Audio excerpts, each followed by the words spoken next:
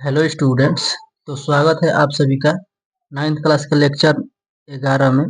तो हम लोग पढ़ रहे थे अध्याय 1 जिसका नाम है संख्या पद्धति। तो यह संख्या पद्धति का वीडियो पार्ट 10 है। इससे पहले वीडियो पार्ट 9 तक कंप्लीट हो गया है। अगर आप लोगों ने उन वीडियोस को नहीं देखा है तो पहले आप लोग उन वीडियोस को देख लीजिए ताकि आप पूरा बेसिक बहुत ही अच्छे से समझ पाएंगे।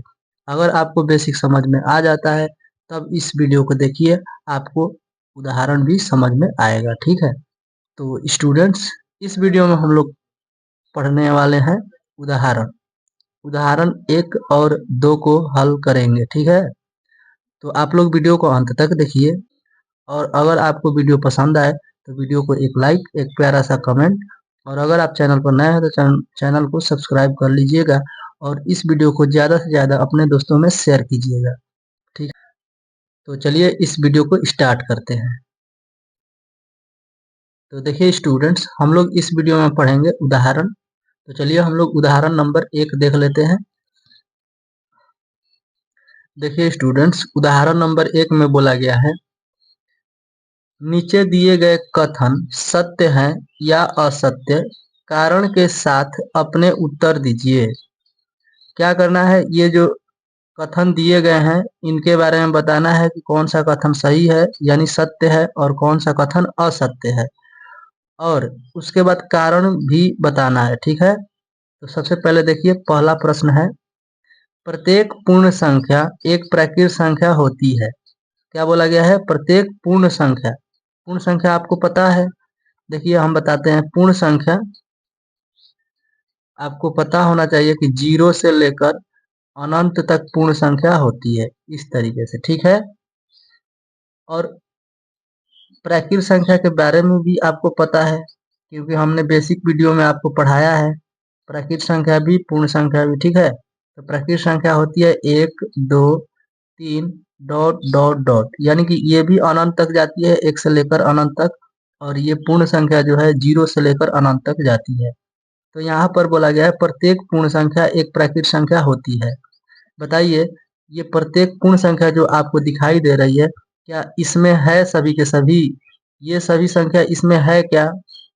तो आप बोलेंगे कि नहीं, सब कुछ तो दिखाई दे रहा है कि 1 2 3 ये सब इसमें है, लेकिन ये शून्य जो है इसमें दिखाई नहीं दे रहा है। तो हम लोग क्या कहेंगे कि शून्य जो है पूर्ण संख्या तो है लेकिन शून्य प्राकृत संख्या नहीं है, इस वजह से यह कथन क्या है, असत्य है। क्या बोलेंगे हम लोग, असत्य है। ठीक है, तो देखिए इसको अगर हम लोग समझे तो फिर से हम समझ सकते हैं।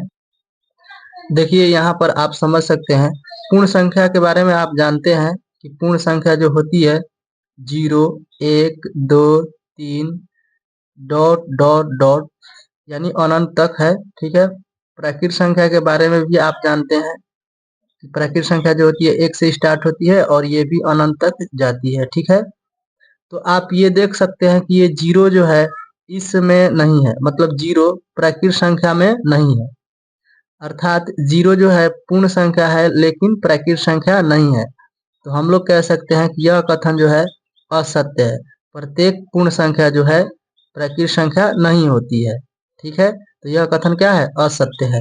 तो देखिए इसका आंसर हम लोग इस तरह से लिखेंगे, असत्य है कारण में लिखेंगे 0 पूर्ण संख्या है लेकिन प्राकृत संख्या नहीं है, ये हो जाता है इसका कारण। चलिए हम लोग इसके दूसरे प्रश्न पर चलते हैं, पहला का दूसरा।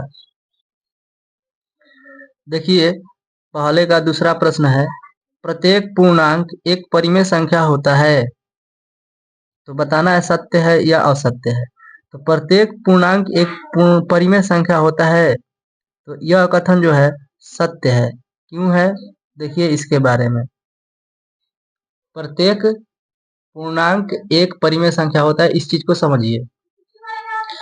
देखिए यहाँ पर ये पूर्णांक के बारे में हम लोग जानते हैं कि पूर्णांक संख्या जो होता है वो 0 होता है, 1 2 3 ये सभी प्लस में भी संख्याएं जाती है, इधर माइनस में भी संख्याएं अनंत तक होती है। ठीक है, इधर अनंत तक चलते जाता है। ठीक है, तो हम लोग कहते हैं कि पूर्णांक संख्या के लिए जीरो से लेकर सभी धनात्मक प्राकृत संख्या और सभी ऋणात्मक प्राकृत संख्याओं के संग्रह जो होता है उसी को हम लोग क्या कहते हैं, पूर्णांक कहते हैं। और हम लोग ये भी जानते हैं कि परिमेय जो संख्या होती है, जो संख्या यानी कि परिमेय संख्या जो होती है, परिमेय संख्या वो p बटे q के रूप की होती है, ठीक है, यानी बटे की रूप की होती है। तो आप ध्यान दीजिए, क्या इन सभी के बटे में एक रहता है क्या? तो बिल्कुल भी आप कहेंगे कि हाँ, इन सभी संख्याओं के नीचे हमेशा एक रहता है। तो देखिए, ये सभी संख्या जो है p बटे q के रूप की हो गई कि नहीं हो गई? बिल्कुल, ये सभी संख्याएं जो है p बटे q के रूप की हो गई है। तो हम लोग कह सकते हैं कि प्रत्येक पूर्णांक जो है, प्रत्येक पूर्णांक परिमेय होता है, ठीक है। तो इस बात को हम लोग समझ गए। तो इसे हम लोग हल में किस तरह से लिखेंगे देखिएगा। तो इसे हम लोग लिख सकते हैं कि सत्य है, कारण में लिखेंगे प्रत्येक पूर्णांक z। देखिए, z से पूर्णांक संख्या को सूचित किया जाता है, ठीक है। तो प्रत्येक पूर्णांक जो है z को हम लोग z बटे 1 के रूप में लिख सकते हैं, ठीक है। यानी प्रत्येक पूर्णांक को हम लोग बटे में लिख सकते हैं, यानी कि सभी पूर्णांक संख्याओं के बटे में 1 लिखा जा सकता है। और ये हो जाता है p और ये हो जाता है q, यानी कि ये भी परिमेय संख्या हो जाएगा, ठीक है। तो हम लोग कहेंगे कि प्रत्येक पूर्णांक परिमेय संख्या होता है, ठीक है। अब देखिए पहले का तीसरा प्रश्न। देखिए यहाँ पर बोला गया है प्रत्येक परिमेय संख्या एक पूर्णांक होती है। तो प्रत्येक परिमेय संख्या एक पूर्णांक होती है, तो यह कथन जो है असत्य है। क्यों? देखिए इसका कारण हम लोग समझेंगे। देखिए हम लोग इसका हल में लिखेंगे, यह जो कथन है असत्य है। कारण में लिखेंगे, जैसे कि मान लीजिए 2/3 हो गया, यह तो परिमेय संख्या है लेकिन पूर्णांक नहीं है, क्योंकि पूर्णांक संख्या के बटे में 3 थोड़े होता है, 3 नहीं होता है। देखिए पूर्णांक संख्या जो होती है -3, -2, -1, 0, 1, 2, 3, इस तरह से डॉट डॉट, ठीक है, इधर भी डॉट डॉट रहेगा। तो यहाँ पर ये संख्याएं जो है इन सभी के नीचे एक है, एक के अलावा कुछ भी नहीं, ठीक है, एक ही है केवल, इन सबके नीचे एक है। तो ये तो परिमेय संख्या हो गई, लेकिन हम लोग क्या बोलेंगे कि -3/2 जो है यह भी परिमेय संख्या है, यह परिमेय संख्या है, लेकिन ये पूर्णांक संख्या नहीं है, क्योंकि इसमें देख लीजिए -3/2 इधर इसमें कहीं दिखाई देगा आपको? तो बिल्कुल भी कहीं दिखाई नहीं देगा। तो हम लोग कहेंगे ये -3/2 जो है यह परिमेय संख्या है लेकिन पूर्णांक संख्या नहीं है, ठीक है। तो हम लोग यहाँ पर बात करेंगे कि 2/3 जो है परिमेय संख्या है लेकिन पूर्णांक नहीं है, इसलिए यह कथन क्या है, असत्य है। तो स्टूडेंट्स, उम्मीद करते हैं कि आप लोग बहुत ही अच्छे से समझ पा रहे होंगे। अगर वीडियो पसंद आ रहा है तो आप लोग एक लाइक कीजिए और इस वीडियो को ज़्यादा से ज़्यादा अपने दोस्तों में शेयर कीजिए। तो चलिए हम लोग दूसरे प्रश्न को हल करते हैं। देखिए स्टूडेंट्स, ये है उदाहरण नंबर 2। बोला गया है 1 और 2 के बीच की 5 परिमेय संख्याएं ज्ञात कीजिए। क्या बोला गया है? 1 और 2 के बीच की 5 परिमेय संख्याएं ज्ञात कीजिए। देखिए 1 और 2 के बीच में हम लोग 5 परिमेय संख्या ज्ञात करने वाले हैं। इससे पहले हमने आपको बेसिक वीडियो पार्ट 9 में और 8 में परिमेय संख्याओं के बीच की परिमेय संख्या को निकालने का तरीका बताया था। अगर आप लोगों ने उन वीडियोस को नहीं देखा है तो आप लोग पहले उन वीडियोस को देख लीजिए, उसके बाद आप इस वीडियो को देखिए, आप बहुत ही अच्छे से एकदम समझ पाएंगे, ठीक है। तो अगर आप उस वीडियो को देखना चाहते हैं तो उसका लिंक आपको डिस्क्रिप्शन में मिल जाएगा, आप वहां से देख लीजिएगा। तो चलिए इसको हम लोग हल करते हैं। देखिए सबसे पहले तो हम लोग लिख लेंगे हल। इसके बाद बोला गया था 5 परिमेय संख्या निकालने के लिए, तो हम लोग क्या करेंगे, यहाँ पर लिखेंगे चूंकि 5 बोला गया है तो 5 लिखेंगे, इसमें 1 ऐड कर लेंगे, यही बताए थे ना, ठीक है। 5 में 1 जोड़ेंगे तो ये हो जाएगा 6, और इस 6 का गुणा हम लोग इसमें भी कराएंगे, इसमें भी कराएंगे। लेकिन देखिए कैसे गुणा करेंगे, ये 1 है तो 1 लिख लेंगे इस 1 को, ठीक है, इसमें कराएंगे गुणा, ठीक है, 6 और बटे में भी 6 लिखेंगे, ठीक है। और यहाँ पर क्या लिखेंगे, और है तो और लिख लेंगे, ठीक है। 2 है तो 2 लिखेंगे, इसके गुणा में हम लोग लिखेंगे 6/6, क्योंकि हम लोग अंश में भी गुणा कराएंगे और हर में भी गुणा कराएंगे। ठीक है, तो आपको इस बात का ध्यान रखना है। ध्यान दीजिएगा, यहाँ 1 के नीचे कुछ नहीं था तो 1 है, यहाँ 2 के नीचे कुछ नहीं है तो 1 है। ठीक है, तो ये हो गया 2/1, ये हो गया 1/1। इसमें 6 का गुणा करा देंगे हम लोग अंश में भी और हर में भी। ठीक है, और 6 में 1 में गुणा होगा तो हो जाएगा 6। यहाँ भी देखिए 6 में 1 में गुणा होगा तो हो जाएगा 6। ठीक है, और है तो और लिख लेंगे यहाँ पर। ठीक, 6 दूनी क्या हो जाएगा 12, बट्टे में क्या हो जाएगा 6 एकम 6। ठीक है, अब देखिए यहाँ पर हर आपको एक जैसा दिखेगा। अगर आपको हर एक जैसा दिखता है तो अंश वाले में आपको बीच की संख्याओं को लिखना है, यानी 6 से बड़ी संख्या और 12 से छोटी संख्या आपको लिखना है।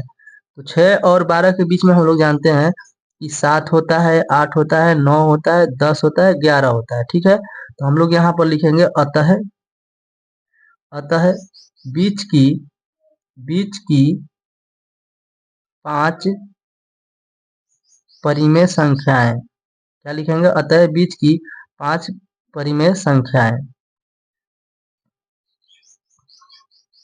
ठीक है, तो इतना लिखने के बाद हम लोग लिख लेंगे कौन कौन सी संख्या हो सकती है। तो 6 के बाद होगा 7 और बटे में 6 लिखेंगे। 7 के बाद होता है 8 बटे में 6, 9/6, 10/6।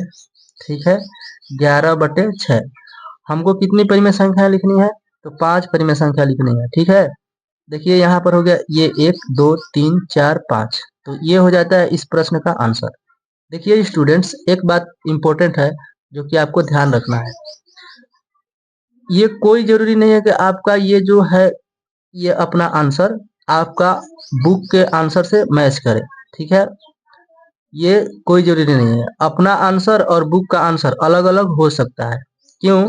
क्योंकि दो परिमेय संख्याओं के बीच में अनेक परिमेय संख्या होती है और उन अनेकों में से ये अपना आंसर कौन सा है और बुक वाले का आंसर कौन सा है, क्या आपको पता लगेगा? हो सकता है कि यही आंसर वो भी लिखा हो। अगर नहीं लिखा है तो अपना भी गलत नहीं है और आपके बुक वाले का भी आंसर गलत नहीं है, क्योंकि अनेकों में से 5 परिमेय संख्या हमने ये सब ले लिया और वो लोग क्या लिए होंगे, क्या पता उनके हिसाब से उनका भी सही होगा। ठीक है, इसलिए ये जो है बुक के आंसर से मैच कर भी सकता है और नहीं भी कर सकता है। ठीक है, तो इससे टेंशन नहीं लेना है, यह भी सही है और बुक का भी सही है। ठीक है, तो स्टूडेंट्स उम्मीद करते हैं कि आपको बहुत ही अच्छे से समझ में आया होगा। अगर फिर भी किसी तरह का डाउट रहता है तो आप लोग कमेंट कीजिए, जिसका जवाब आपको तुरंत मिल जाएगा। ठीक है, तो चलिए इस वीडियो में इतना ही। आप लोग इसका स्क्रीनशॉट लेना चाहते हैं तो स्क्रीनशॉट ले लीजिए और इस वीडियो को ज़्यादा से ज़्यादा अपने दोस्तों में शेयर कीजिए। ठीक है, क्योंकि इस चैनल पर बिल्कुल फ्री में और बेसिक से आपको पढ़ाया जाएगा। ठीक है, तो इस वीडियो में इतना ही। आप लोग इसका स्क्रीनशॉट ले लीजिए।